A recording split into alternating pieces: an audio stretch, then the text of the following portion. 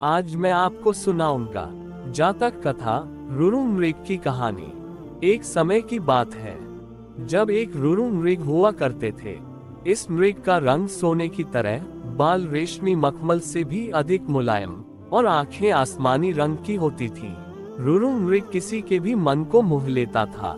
यह मृग अधिक सुंदर और विवेकशील था और मनुष्य की तरह बात कर सकता था। रुरु मृग अच्छी तरह जानता था कि मनुष्य एक लोभी प्राणी है, फिर भी वह मनुष्य के प्रति करुणा भाव रखता था। एक दिन रुरु मृग जंगल में सैर कर रहा था, लेकिन तभी वह किसी मनुष्य के चिल्लाने की आवाज सुनता है। जब वह मौके पर पहुंचता है तो उसे नदी की धारा में एक आदमी बहता हुआ नजर आता है। ये देखकर मृग उसे बचाने के लिए नदी में कूद पड़ता है और डूबते व्यक्ति को उसके पैर पकड़ने की सलाह देता है, लेकिन वह व्यक्ति उसके पैर पकड़कर मृग के ऊपर ही बैठ जाता है। अगर मृग चाहता तो उसे गिराकर पानी से बाहर आ सकता था, लेकिन उसने ऐसा नहीं किया। वह स्वयं तकलीफ सहकर उस व्यक्ति को किनारे तक ले आता है। बाहर आते ही व्यक्ति मृग को धन्यवाद कहता है, तो इस पर मृग कहता है, अगर तुम मुझे सच में धन्यवाद करना चाहते हो तो किसी को यह मत बताना कि तुम्हें एक स्वर्ण मृग ने डूबने से बचाया है। मृग ने उससे कहा, अगर मनुष्य मेरे बारे में जानेंगे तो वे मेरा शिकार करने की कोशिश करेंगे। ये कहकर रुरु मृग जंगल में चला जाता है।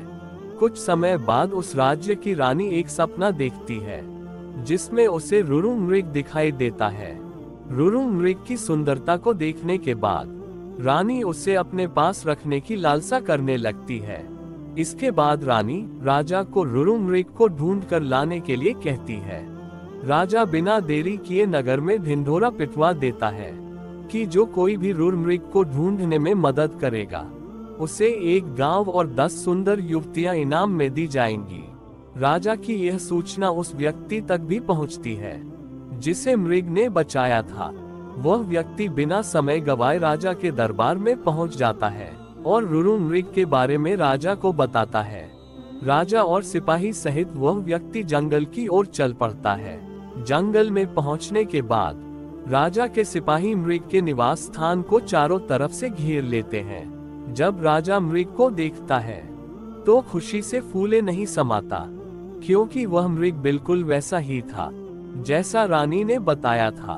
मृग चारों ओर से सिपाही से घिरा हुआ था और राजा उस पर बाण साधे हुए था, लेकिन तभी मृग राजा से मनुष्य की भाषा में कहता है, हे राजन, तुम मुझे मार देना, लेकिन पहले मैं ये जानना चाहता हूँ कि तुम्हें मेरी जगह का रास्ता किसने बताया।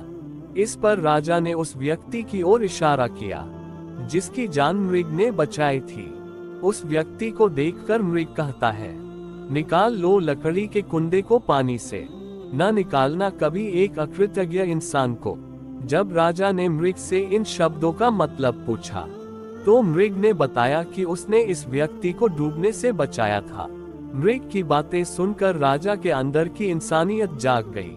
उसे खुद पर शर्म आने लगी और क्रोध में उस व्यक्ति की ओर तीर का निशाना कर दिया। ये देखकर मृग ने राजा से उस व्यक्ति को न मारने की प्रार्थना की। मृग की दया भावना देखकर राजा ने उसे अपने राज्य में आने का निमंत्रण दिया। मृग राजा के निमंत्रण पर कुछ दिन राजमहल में रहा और फिर वापस जंगल लौट गया। कहानी से सीख। इस कहानी से हमें ये सीख मिलती है कि हमें किसी का एहसान कभी नहीं भूलना चाहिए, चाहे वह इंसान हो या जानवर। धन्यवाद।